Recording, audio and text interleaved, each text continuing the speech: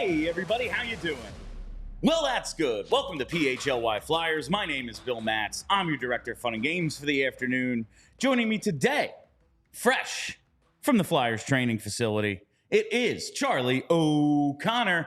Chuck, you were just down at the Matvei Michkov introductory press conference. I was. Man, in faraway New Jersey. Yeah, your favorite place in the world. I love that you had to go there in the middle of July. Man, the excitement right now, people are, we haven't felt this way in a long time and I realize we've been doing this, but it's just another step. Like today you saw him put on the jersey and everything. I'm just excited again. It's been a while since I've had this level of excitement. Like last season was fun.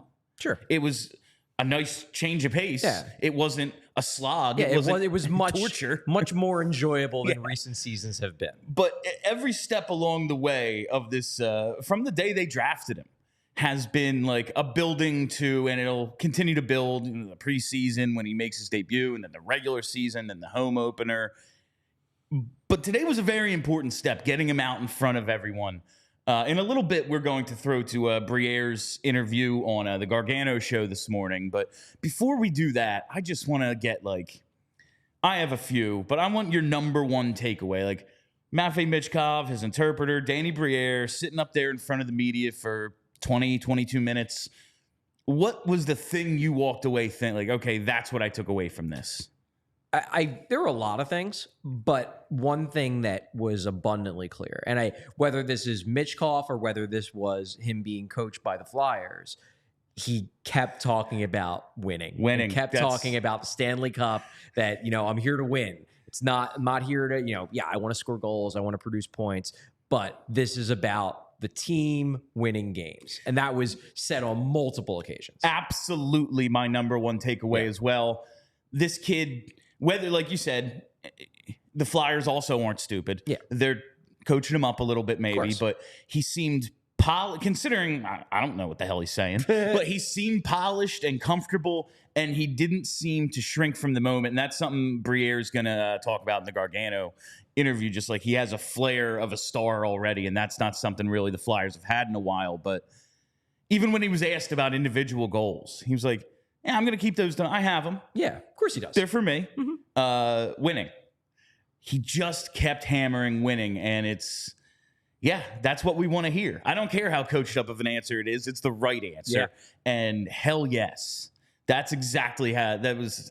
I'm really happy that was yours because it was mine as well. It was just the thing that was said on multiple occasions. There were a lot of things said. I thought it was a good intro press conference. I thought he, acquainted himself fine, and Briere answered questions well. There was nothing in that press conference that made me concerned. But the thing that was the mantra of the press conference was, I am here to help the Flyers win. And that was very intentional, whether it was on Michkov's part, whether it was on the Flyers' part, whether it was both of their parts. That was the message they wanted to convey. I assume most people watching right now at 11 o'clock were tuned in. I watched it on Twitter. It was downpouring here when I got here. It's like, oh, perfect. I can just watch this on my phone in the car, wait for the rain to slow down a bit. I assume most of you watched that. If you're like me, you don't really wake up that early, though. So you may have missed Danny Briere on the Anthony Gargano Show this morning. You can catch Gargano Show every day, 9 to 11, right here on the PHLY YouTube channel. Make sure you like and subscribe, etc. But we're going to throw to that now. There's a few things in here that maybe didn't come up in the presser I want to get to, but it was a great interview. We're going to throw to that and come back out of it and talk about it. So let's do that right now. Danny Briere on Anthony Gargano Show this morning. He's the general manager of your Philadelphia Flyers, Danny Briere. Danny! All right. Hey, guys. What do you say, buddy? What a day yesterday. Big day yesterday for us. Very exciting. Can you hear me well? We got you great. You look great. Awesome. We got you great, man.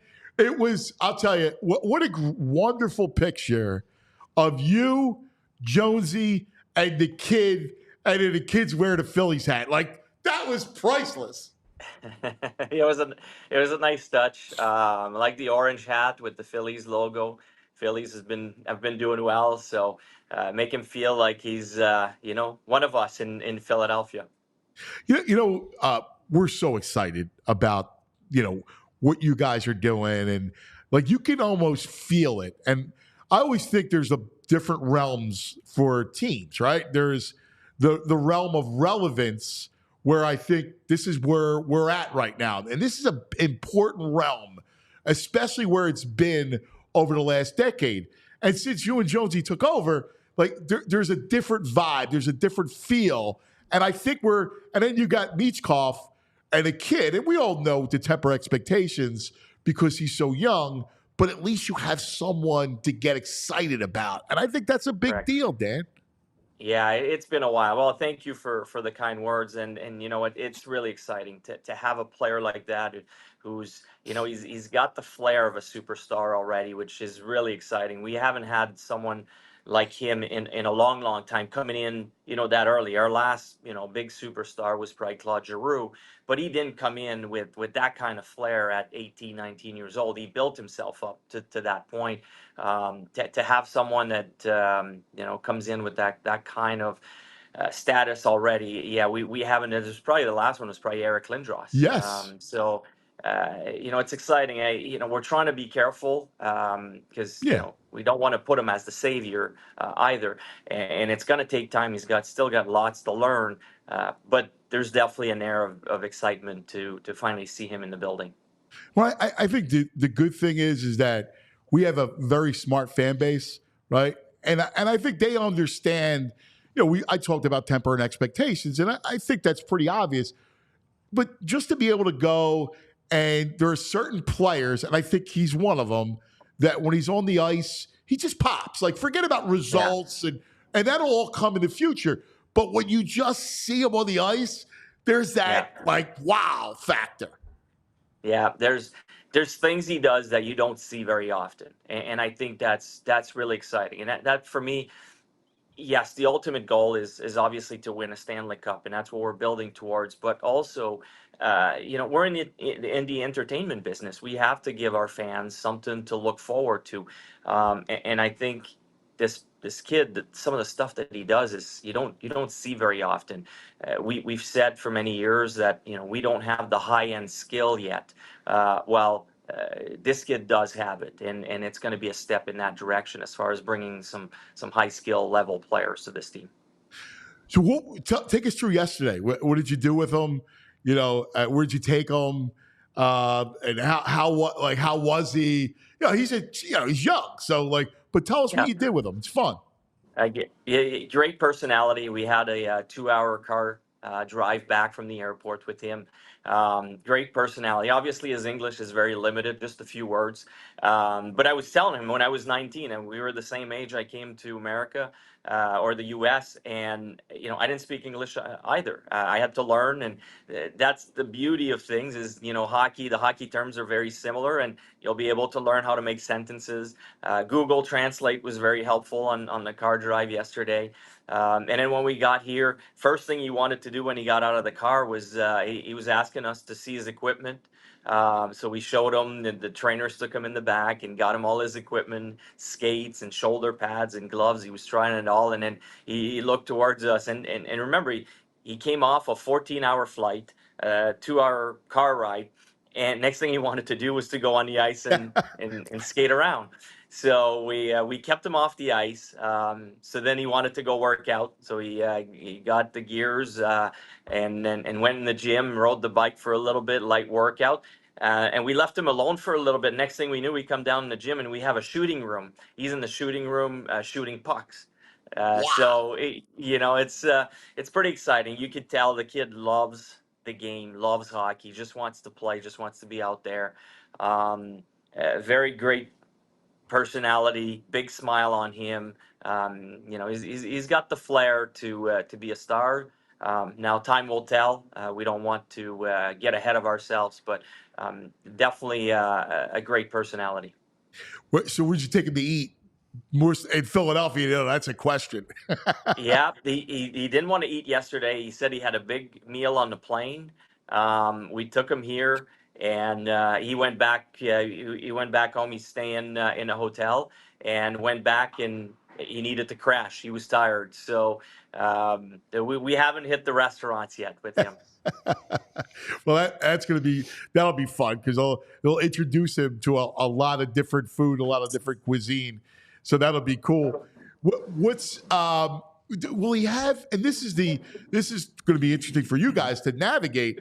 What kind of support will he have? Coming over to this country, the language. What's his support like? Without your family, the whole nine.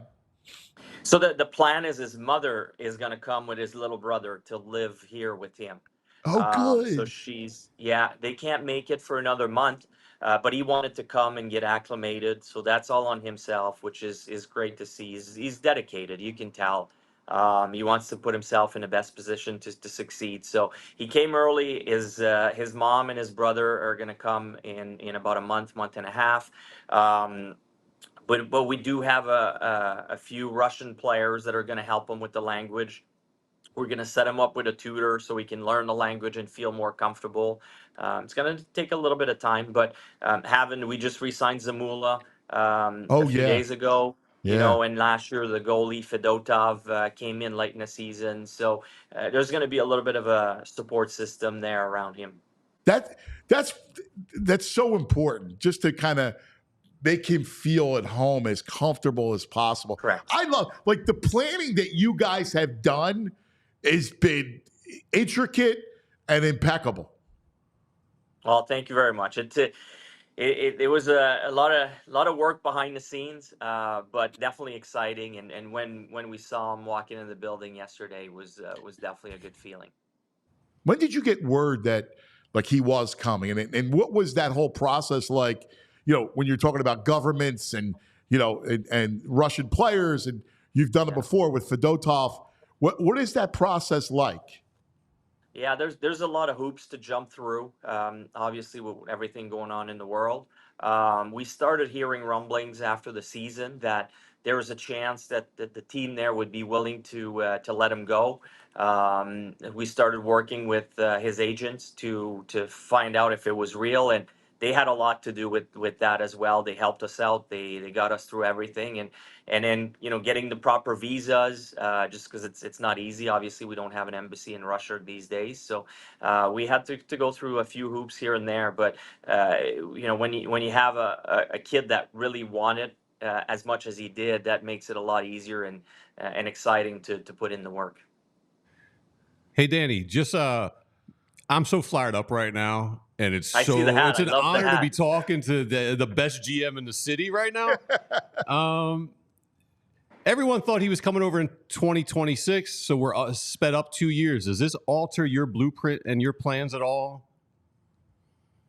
Not yet. We'll see how things go. Obviously, when we drafted him, and then part of the reason why he fell is because he wasn't going to come over for 3 years. We were willing to take that and to take the hit.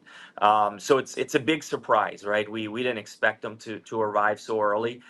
So this is good news. And no matter at what time, if he came in 3 years, there still would have been an adjustment period for him. That he comes so early, it's kind of a bonus the next 2 years to have him in the building. One of the best thing for me is the chance for him to learn at 19 years old to play for a guy like John Tortorella.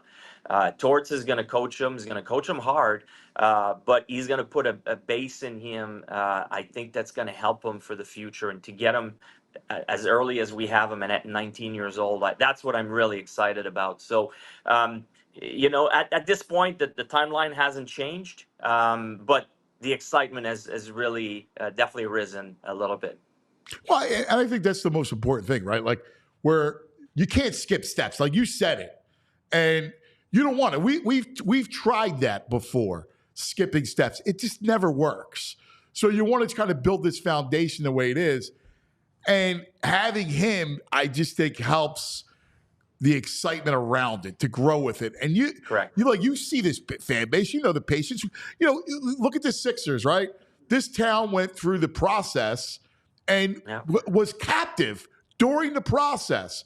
And this is, beyond that, you're ahead of that thing, but they'll be able to grow with you. That's what I think the most important thing is. Yeah, we tried to be as open as we can with the fans. That's why we weren't afraid to speak up and tell them that it would take a few years. But yeah, you're right. We don't want to skip steps, and our goal is not to build a team that's going to make a playoffs. The goal is to build a team that's going to be have a chance to win a Stanley Cup for years to come. Now, who knows what happens next season with Matvei in town. If he catches fire and he's good, maybe we sneak into the playoffs. But that's not the ultimate goal. The ultimate goal is to become contenders for a Stanley Cup for years to come.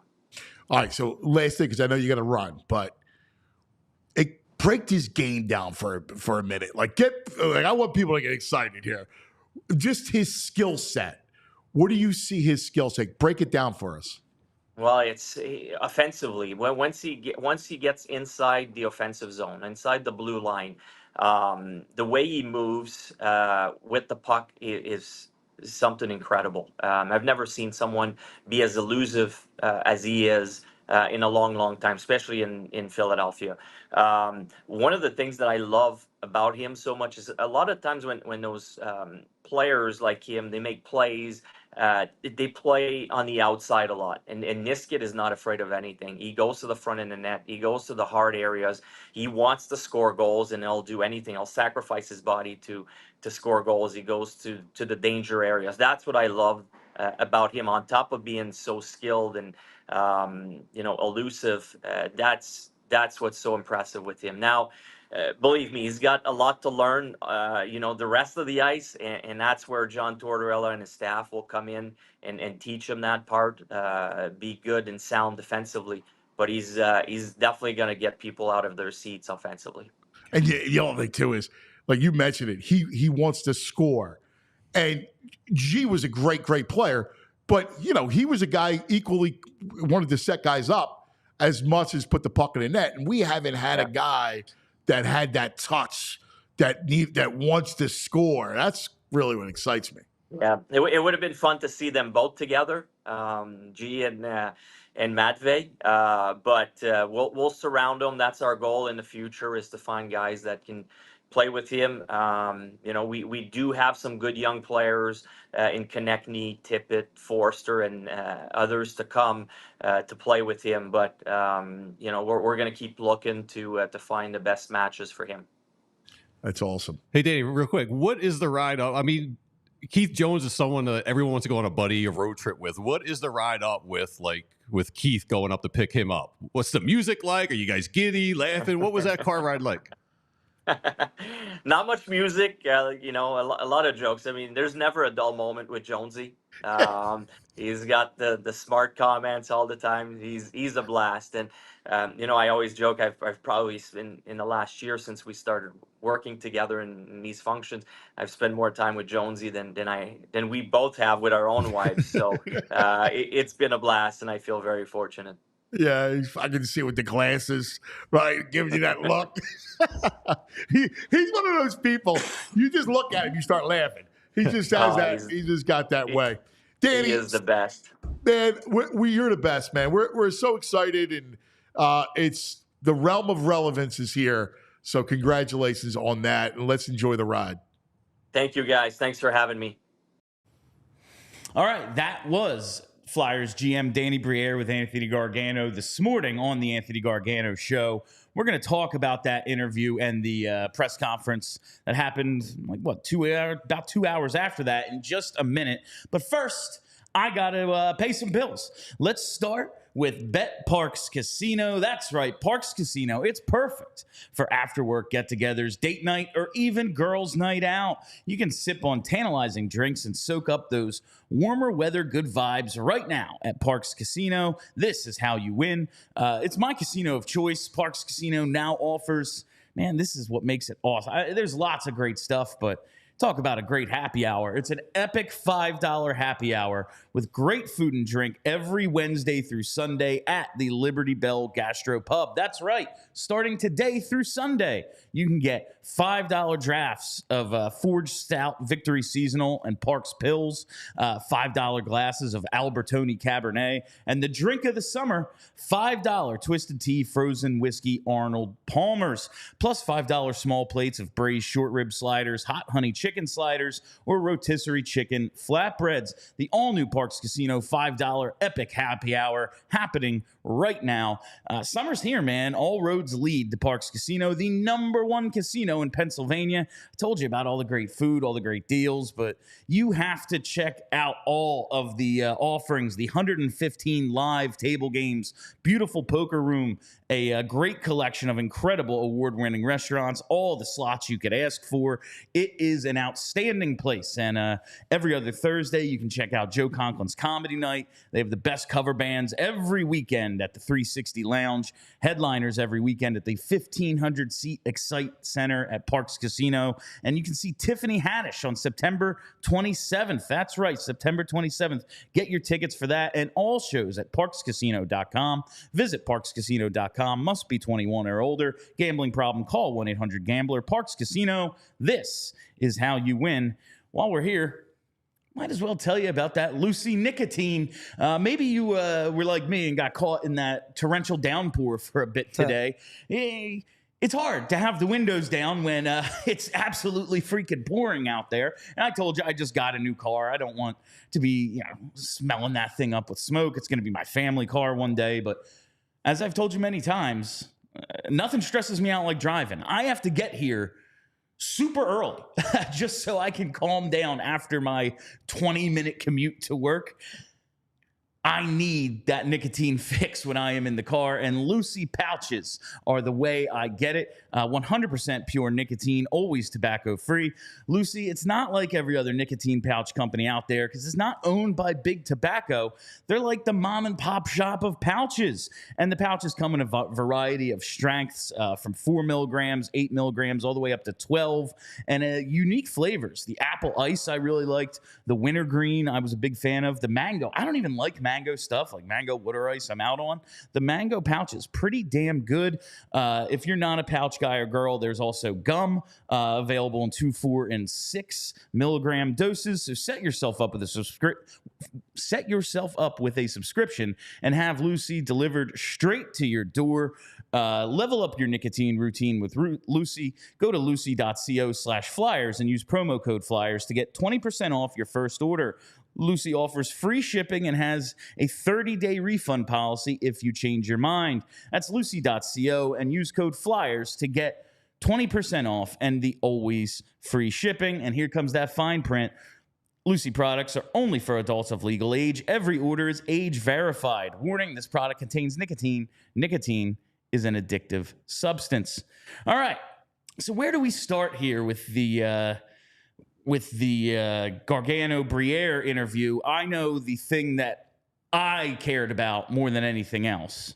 We got confirmation the hat was orange.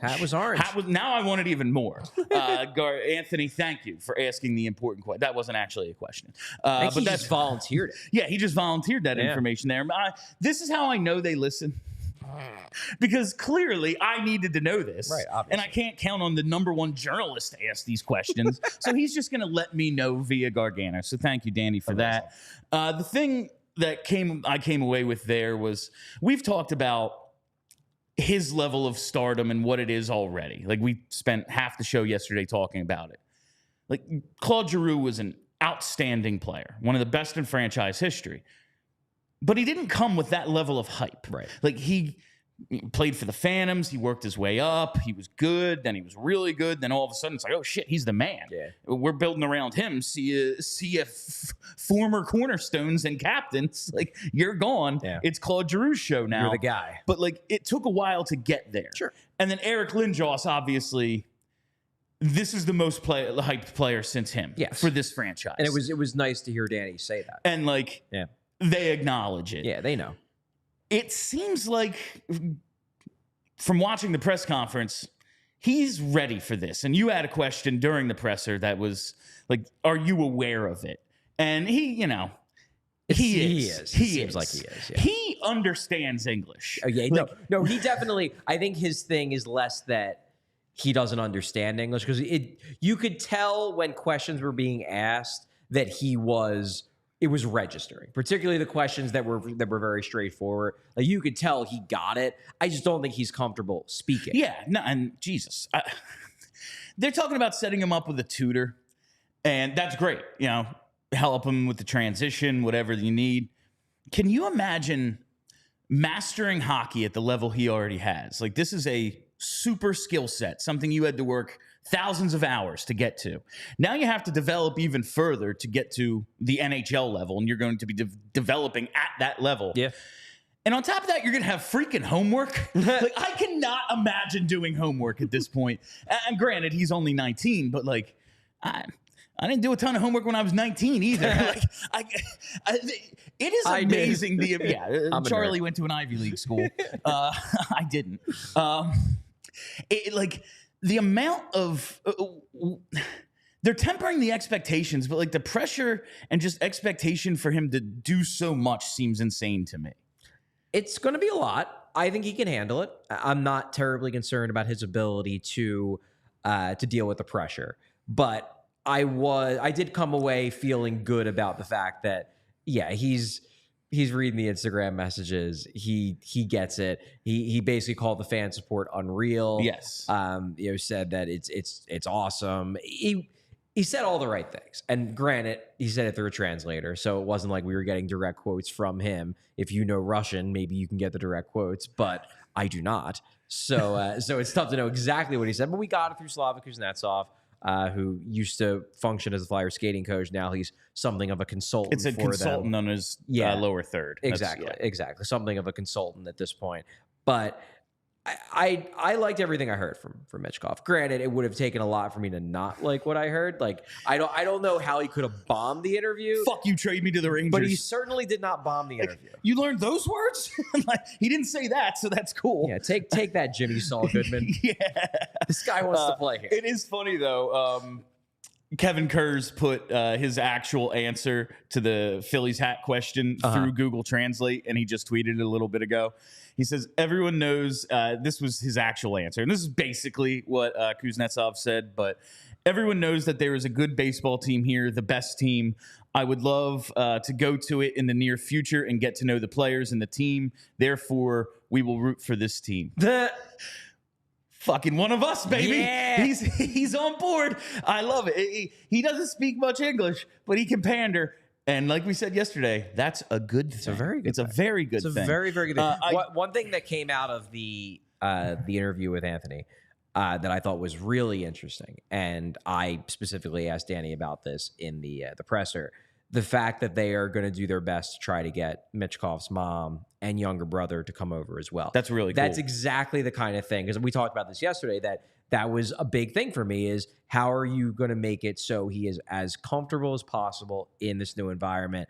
If they're able to get his mom and his brother over here, that's enormous. And presumably, like, I think he walked it back a little bit, probably because they have to get like visas and all that stuff. Like, it's a whole thing. It's a whole thing. But like, I would assume like they might just like put them on the payroll. Like, but this is the kind of stuff that, like, as the Flyers, you can do. Like, you have Comcast behind you, you have a crap load of money. Like, yeah, you can't go over the cap. I mean, you can if you're doing Vegas style, but like, there's a cap. There's a cap, yeah. And you can't spend above that cap. You have to be cap compliant. But if you want to spend hundreds of thousands of dollars on other things that aren't related to the cap, they got the money.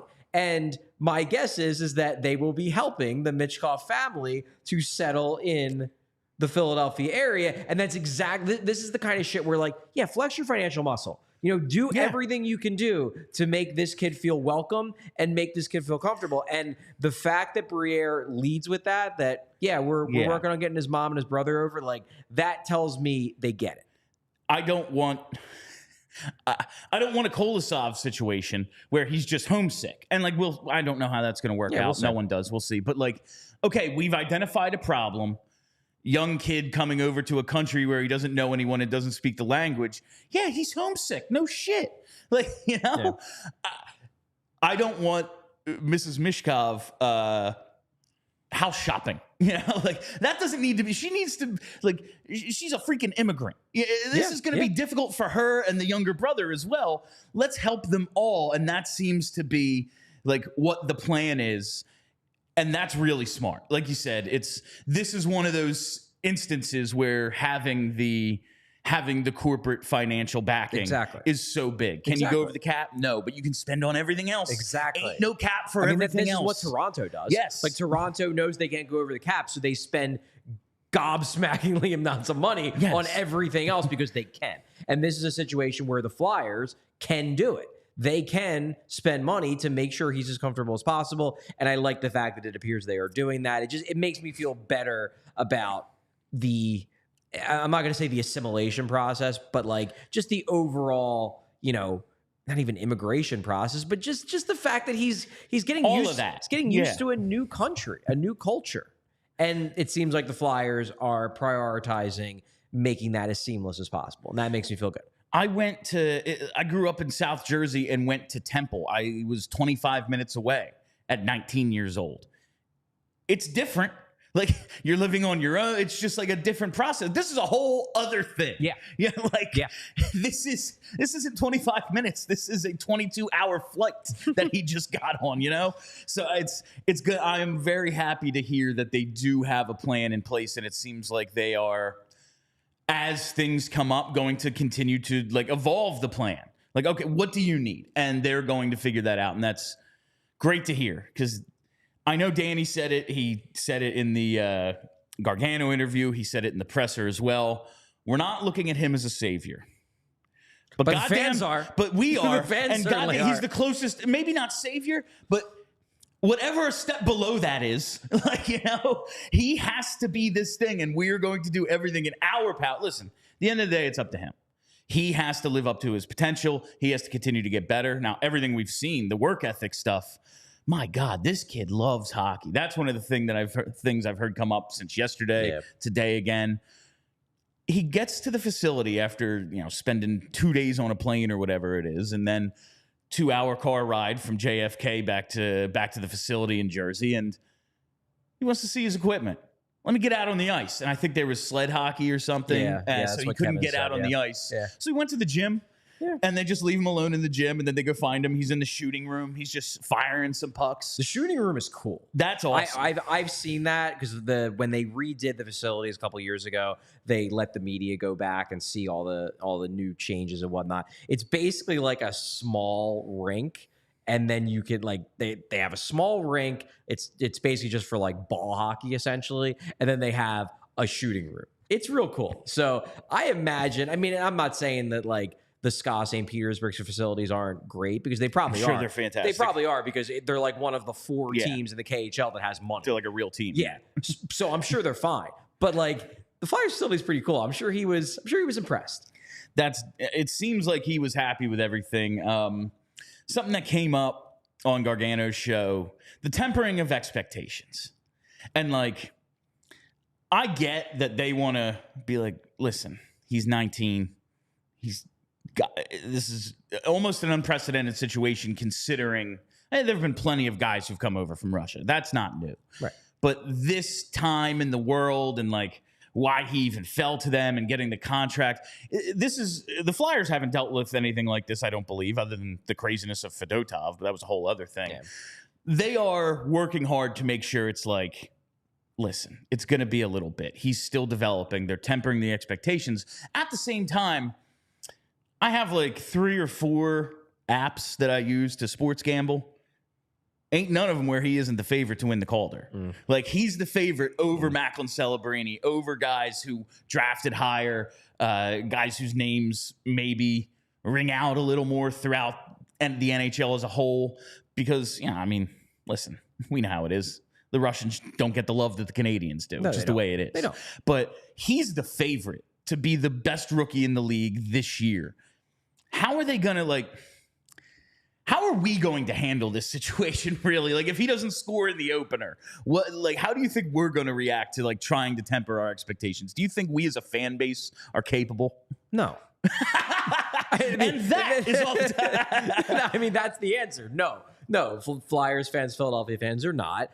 Look, there's a non-insignificant section of the fan base that during the height of the Claude Giroux era actively disliked Claude Giroux. Yeah. Like, not even were annoyed by him, like actively rooted against him because they thought he sucked and was overrated, and they were sold a bill of goods that he was the best player in the world, and they would call in radio stations saying that Claude Giroux stinks. Like, no, there is always going to be fans in this fan base who are bonkers, and like Michkov will not be universally loved. I think he will be almost universally loved, but yeah.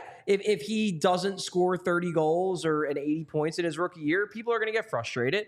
The Flyers are doing everything they can to temper expectations, but no, fans are going to fan. Like, and that's just part of it. And luckily, fans that listen to this show will hopefully hear, a more balanced perspective of the Michkov rookie year, which is not going to be perfect. I would be shocked if there aren't some bumps in the road, but what we're looking for is for him to have a promising rookie year more than anything else. And I think the vast majority of fans they might be frustrated if he goes 5 games without a goal or whatever, but they know that this is a process. He's 19 years old, 19 going on 20. He's not what he's ultimately going to become. I said this yesterday, like, he was good last year in the KHL.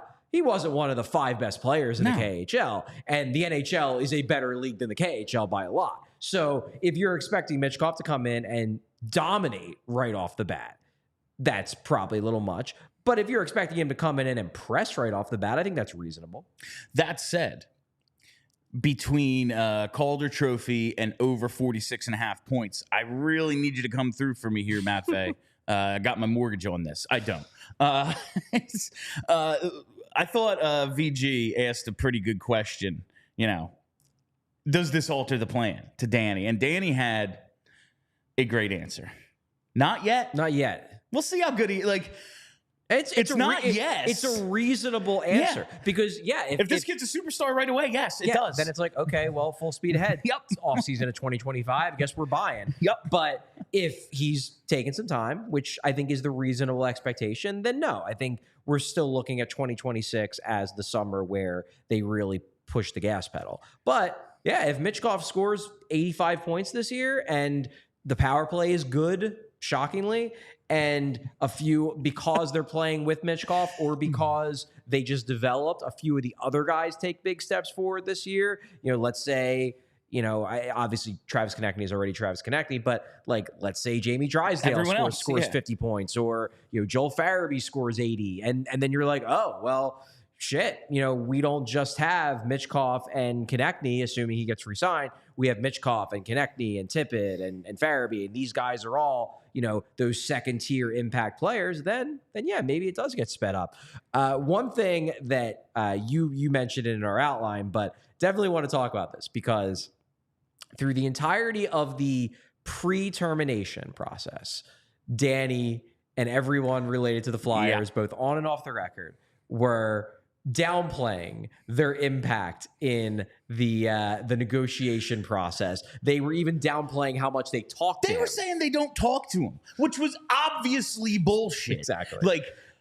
There isn't a world in which, if that was true, it's like, you need to be fired. But especially, and I know there's different rules and we don't want to run afoul of the league or anything. And we definitely don't want to piss off the KHL and the oligarchs over there. Cause we got to get his family over here. Yeah. We got to get other players over here. So it's all right. We're not, but Michkov in the press conference said, oh, the Flyers negotiated this thing. Yes. And also they were talking to me all the time. Yeah.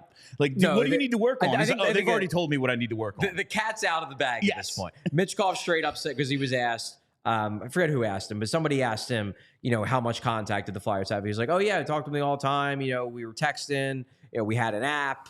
And I had heard about the app last season, which is why it was so funny. Remember when we talked about this in May, about like the freak out about that interview Danny gave with the French language podcast where Danny's like, yeah, we don't even talk to him. And I said on the show, I was like, that was the moment when I realized that he was not doing that interview for the fans. He was doing that interview for people in Russia and having them feel better that the Flyers weren't, getting their hands in the cookie jar, because I knew for a fact that the Flyers were regularly talking to Michkov all year. So it was the most bald-faced lie possible. And Michkov just straight up is like, yeah, they were talking to me all the time. I'll tell you, man. Danny fucking wakes up and lies. Like, this guy is just lying all the time, which is great. I want you lying. Yeah. Like, you know who lies a ton? Howie Roseman, who's won a Super Bowl. Like, true. I want you lying. Howie's if a you're not fantastic lying, liar. you're not doing your job. But there are some shit that was just like, Matvei's just like, yeah, man. What do you know what you need to work on? Yeah. Like, I talked to them all last year. Yeah. I've talked to them for the last 2 years. Like, I know what I need to work on. They've already told me. Listen, before we go any further, you might not need them today. Today might not, and that's why I'm not wearing my Shady Rays for this read, because like I drove in and it was pouring. Yeah. So I didn't actually bring my glasses today, but you know what it's like out there most days. I don't need to tell you the conditions you need to wear sunglasses. I think you're well aware. You got to get ready for those conditions with quality shades built to last. Our friends at Shady Rays have you covered with premium polarized shades that won't break the bank. Shady Rays is an independent sunglasses company offering a world-class product rated 5 stars by over 300,000 people. And their shades have durable frames and crystal clear optics, making them the perfect choice for all your outdoor adventures. Hundreds of options to choose from, so you're bound to find the perfect pair to match your style. I tell you, I wear my sunglasses basically every day, and I'm clumsy and I'm forgetful. I lose things all the time. I drop things. Like I'm an actual mess. Like getting here and doing the show, it's pretty much the only thing I accomplish every day without fail.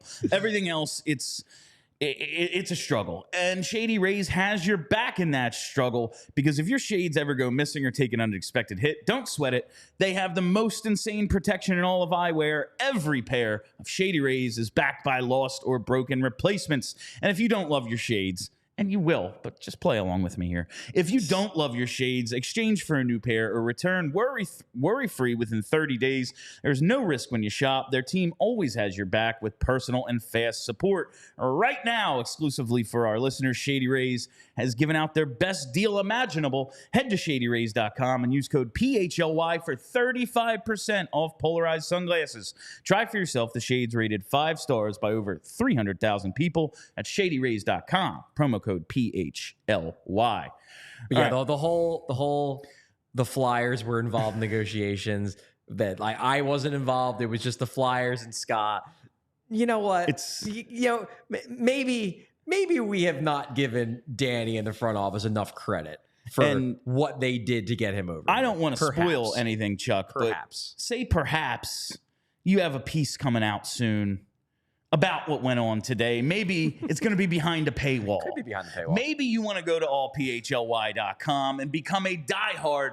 There has never been a better time to sign up than right now, because right now is when it's all happening, man. Get ready for the season with Charlie O'Connor and Alex Appleyard, also available behind our paywall for diehards only. There's so many benefits to becoming a diehard. I tell you about the Discord all the time, where you can yell at Charlie in real time and he has to answer. It's his job. You get the content, not only the great Flyer stuff that we promote here every day, but our entire roster of outstanding premium content. You get a discount on events and merch. And when you sign up, you get a free shirt. Who doesn't love free shirt? So make sure you go to allphly.com, become a diehard, so you can keep up with all things Matvei Michkov. Get into the ground floor. Do it now. Because the bandwagon's filling up. Sure is. All right, Chuck. He mentioned winning a ton. Like, that was the biggest takeaway. The Flyers were in contact a lot. Was very funny to me. It was extremely funny. That was great stuff. The negotiation thing was great. Yes, the Flyers were negotiating with Scott. They were. The Flyers were negotiating with Scott. Sorry, they were. Yeah, like they 100% were far more involved than they were letting on. Which again, good. We knew, but understandably, the Flyers are not technically allowed to do that, so they're not going to say they did it. Did it surprise you at all when he said, like, they asked who's reached out, and they said, obviously we heard about Eric Johnson, like Zamula and Fedotov have reached out, and he said, I believe the captain of the team. A little surprising to you he hasn't met or spoken to Tortorella? I get the sense that John Tortorella is very much it's the off season. It's like leave me alone. Like leave me alone kind of guy. Like he was obviously at development camp, but it doesn't surprise me. It seems like that's going to happen in the next day or so that they're going to chat. I don't think that Torts is going to want. I don't think he's going to want Michkov to feel like he's special. If that makes sense. That's fair. I think that is going to be a big thing with Tortorella. And Briere straight up said it that he's going to coach him hard. He's going to coach him hard. That there's not going to be. He's not going to give him shortcuts. It's not going to be like, well, there's one set of rules for Michkov and one set of rules for the rest of the team. Now, there is to a degree because Danny Briere straight up said the kid's making the team. So, like, not everybody has that same certainty of like, oh, you're a prospect that's definitely making the team. But again, there are promises they had to make in this process to him to get him over here that they don't have to make to Bobby Brink. So, but like for the most part, I think Tortorella wants to make it clear to Michkov that like, look, you might be really good, but you're not special in my eyes until you prove that you're special. And like, I think it was, I can never remember the big tune. Who was the coach for the Cowboys? Bill Parcells. Parcells, that's it. He said, I don't treat everyone equal. I treat everyone fair. And yeah, there are like, Travis Konechny does get more leeway than everyone else because he's going to score 30 goals. Yeah. Like, yeah, he blasted the zone because he's trying to score on a breakaway. Yeah. You can't handle the puck, so you're probably not going to score. You need to play better defense. There's just going to be those different rules for different players, but it does seem as if they are very much focused on, and I loved what Danny said, like talking about Michkov's skill set. He's like, listen, I know we're in the entertainment business and people are excited about this. He's gonna get people out of their seats in the offensive end. John Tortorella is going to, and it's one of the things we talked about how Danny's like, yeah, we made a deal out of it. Oh, he's here now. He's going to play for Tortorella. I was like, oh, does that mean in a couple of years he might not be? But like at 19 rather than at 22, he's going to be like ingrained with this skill set and this mindset of how to play the right way. And they're very excited about that, but they are making sure to be like, oh, he's got a lot to learn, even though, yeah, man, in the offensive zone, he's going to kill it. Like, he's going to be really good. I think that now it remains to be seen whether that's how it ultimately plays out.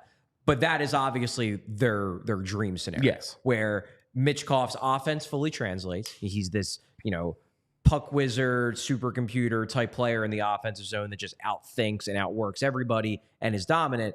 And then you take that existing skill set and you slap on the John Tortorella commitment to structure and defense and everything like that and getting held accountable when he does slip.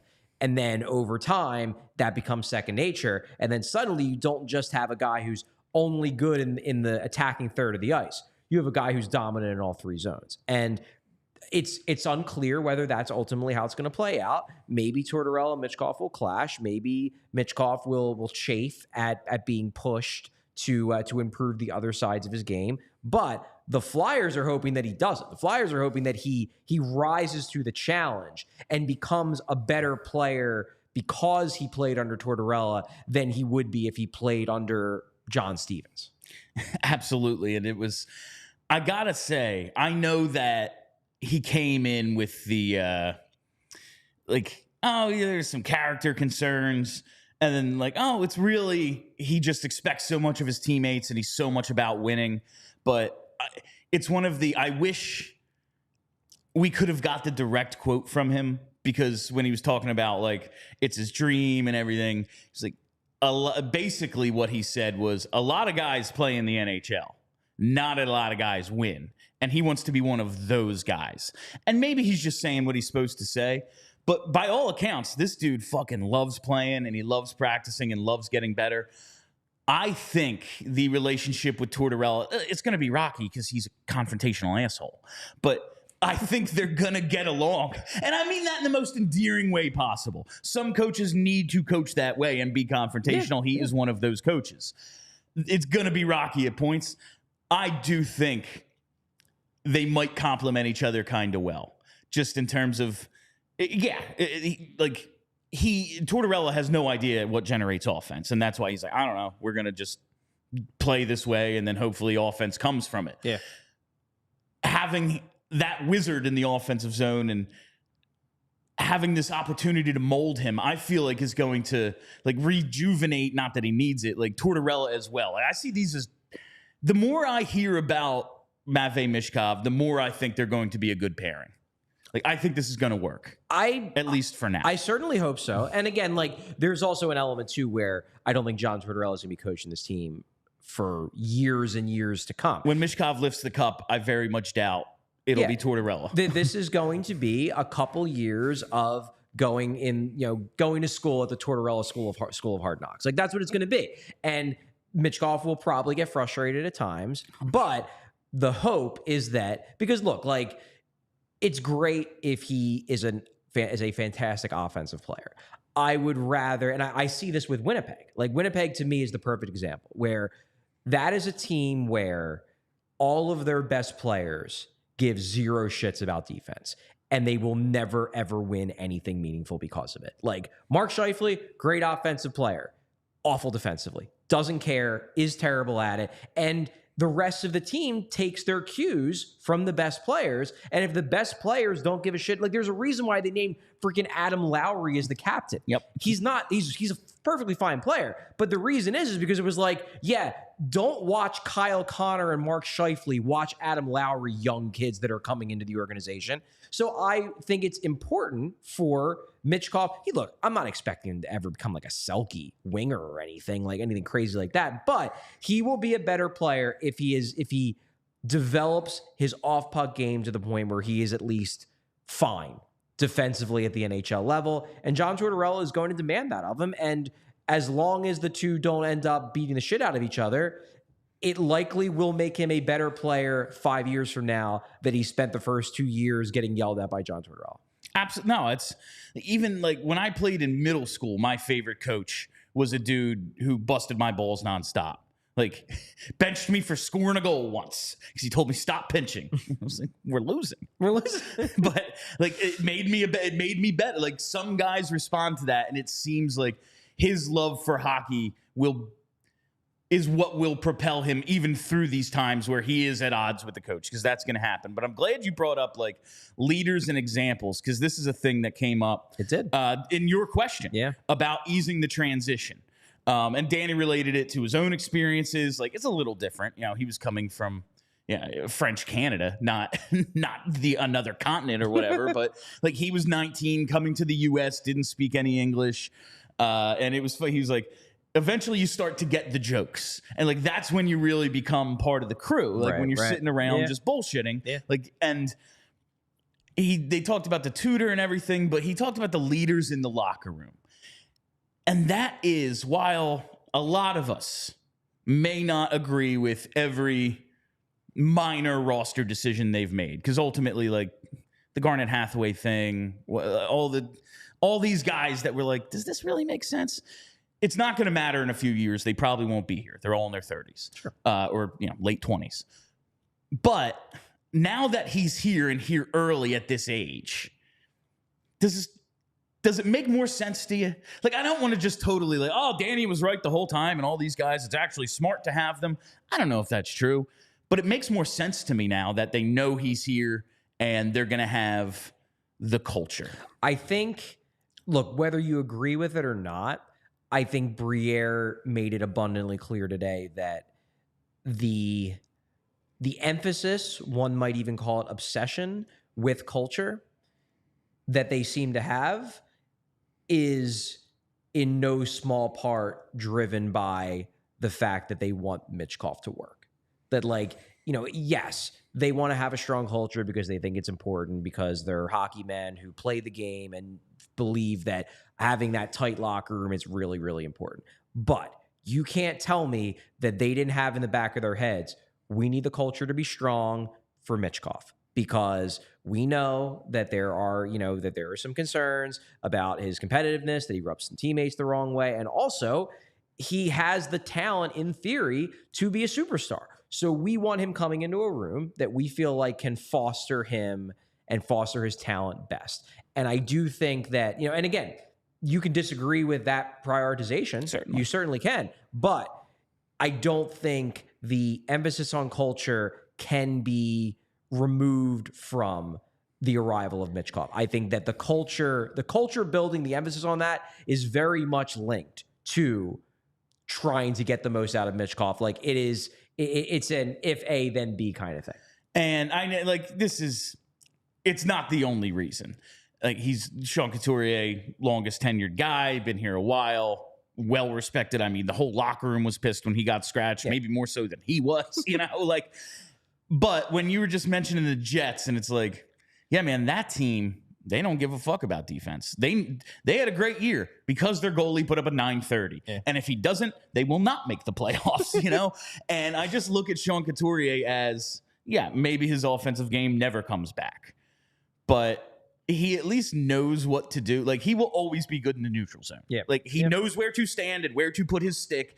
And if you're going to look for an example of just like, okay, this is what we're asking from you, Sean Couturier is that example. Like, if he sets that defensive standard, that's got to be a good thing. Like, that can only help Michkov and all the young players. Like, I feel like the decision to name Couturier captain, even that makes more sense now. Is that a stretch? I mean, I don't know.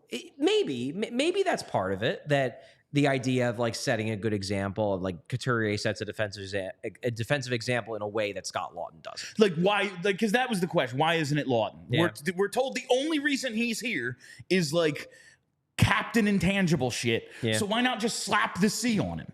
Well, other than his contract, like, he might not be here for 8 years, like Sean Couturier is going to have to be. But like, I don't know. It just, that seems to, and it could be a stretch. I might just be looking for reasons to be happy today because it's a really fun fucking day. But it just makes more sense to me today. That's all. Look, I do think that all of their moves, all of their decisions have been colored by the knowledge that Michkov is coming. Like, we talked about it, I think, I mentioned in my article yesterday that in November of last year, John Tortorella more or less said, we changed our playing style to be more rush-focused in anticipation of Matvei Michkov. And that was before they knew he was coming this year. The Mad Russian. That was actually something, because we're never going to know the full answer because there's so many things they can and can't say. Danny said, like, when this process started, he's like, well, at the end of their season, we started hearing rumblings that it might be possible he could come over early. Does John Tortorella say in a press conference? Now, again, he said the Mad Russian because he forgot Matvei's name. Get your Mad Russian gear at phlylocker.com. Does he say that, though, if there's not some inkling? Like, does he change the way this team plays? Now, part of it is like, yo, we can't score. We need to figure out a way to score. Yeah. And they did at least until they traded Sean Walker. But, like, I get that that's part of it, but do you change the whole way you play the game if you don't have an inkling that he might be coming sooner than 3 years from now? Look, all I can say is that everything I heard during the season was that they did not expect him to be here next year. And the plan, the timeline, it doesn't really line up with him coming this year. Like, there's a reason why they made the trades they did, and they took on dead money for the next couple years, and they'd be willing to buy guys out and retain salary and things like that, because it's always been with an eye on 2026. And 2026, that summer, would have been the summer, had Michkov played out his contract in the KHL, that would have been the summer he comes over. So I think, like, there's nothing that I heard that leads me to believe that back in October they knew he was coming over. But I guess it's theoretically possible that, I mean, look, Michkov straight up said today they were talking to me all year. Like, they were talking to him regularly. And I'm sure Michkov was telling them, like, yeah, if I have any way of getting out of that contract, I'd love to come over next year. I want to come over here as soon as possible. And with that knowledge, They're like, well, we're not saying it's definitely going to happen, but we should prepare for the possibility, because clearly this kid who we're talking to a lot more than we were admitting we were talking to is going to do everything he can to get over here as quickly as possible. And thank you very much to our diehards. Like I said, sign up at allphly.com to become a diehard. We couldn't do what we do without you. Very much appreciate all of our diehards out there. And appreciate our super chatters as well. Let's see if we did we get any super chats. We got one from our boy Gary B. Always can depend on a super chat from Gary B. Very much appreciated. He said he should have said fuck the Pens. He would be a legend. That would be very, like, he knows 3 words. It's those 3. Yeah. That would be hilarious.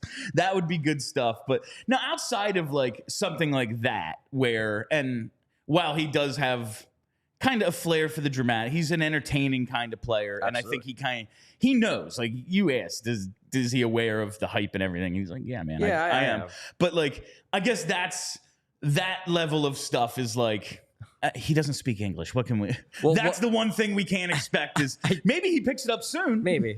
I did find it funny at the end of the press conference when he was talking about the Phillies hat. Yeah. And then somebody asked him, like, who's your favorite player? Yeah. And then he like, it was very clear that they had told him a name to say. Yes. And then he's just like, I forget. It's like, they probably told him Bryce Harper, and he's like, I don't remember that name, that American name that they told me 24 hours ago. It'd be hilarious. Sorry, if he just pulled out like Nick Castellanos. Like, that shit would be hilarious. Like, I just like the way he dresses. He's a handsome man. Oh my God. That would be very funny. It's like if our jerseys allowed us to unbutton buttons, I'd be unbuttoning them all. They got to get tie-up jerseys so he can pull the strings out of them like Coots does.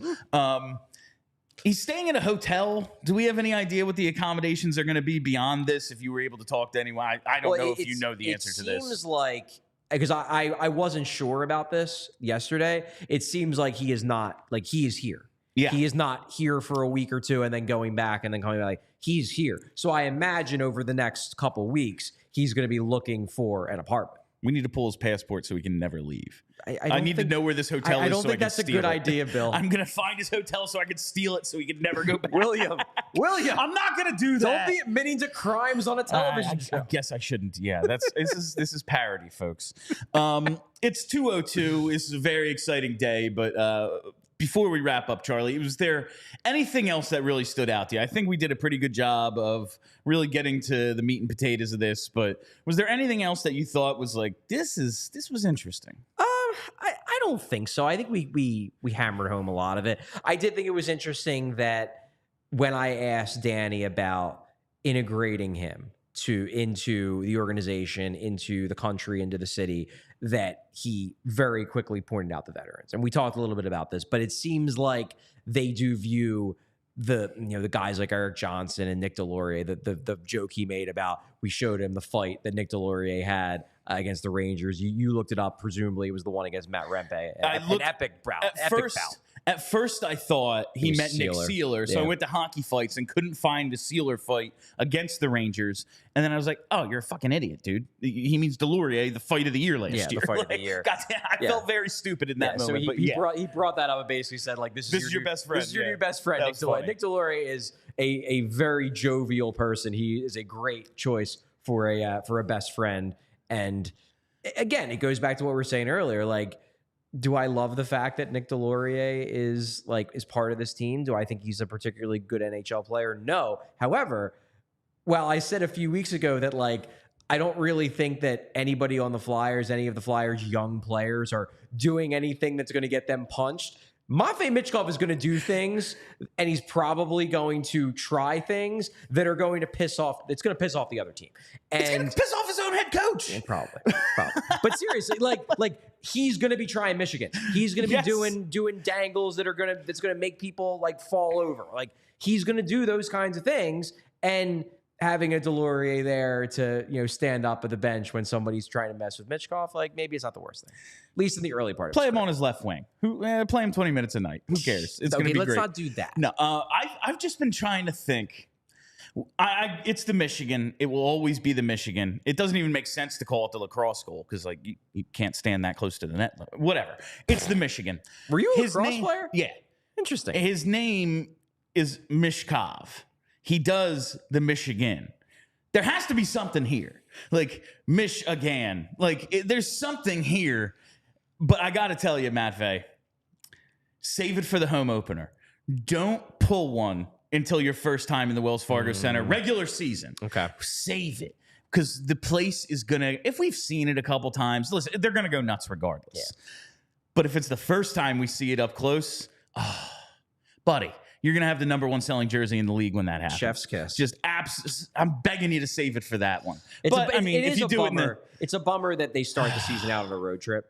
That is, and not just a road trip, but a West Coast road trip. 4 straight 10 o'clocks. Games are going to be late. That stinks. At least Flyers After Dark, there is a reason. There's a real good reason this year to stay up for those, and we'll be here with post games. So make sure you're. I'll be on the road. Yeah, well, but I will be the Royal We. I will be calling in the Royal We. PHLY Flyers will be here for those post games. So make sure you're subscribed to our YouTube channel so you never miss any of those and never miss a live show. Set those reminders.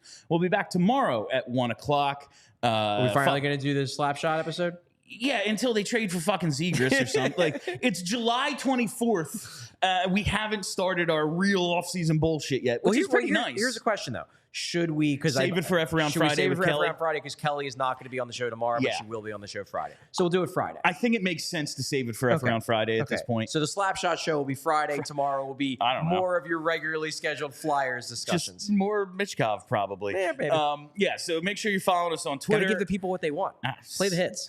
At PHLY_Flyers. Follow the podcast, PHLY Flyers, wherever you get those. Until tomorrow, my name is Bill Matz. That's Charlie O'Connor. You stay loose and sexy, Matvei. We all silly like the mayor.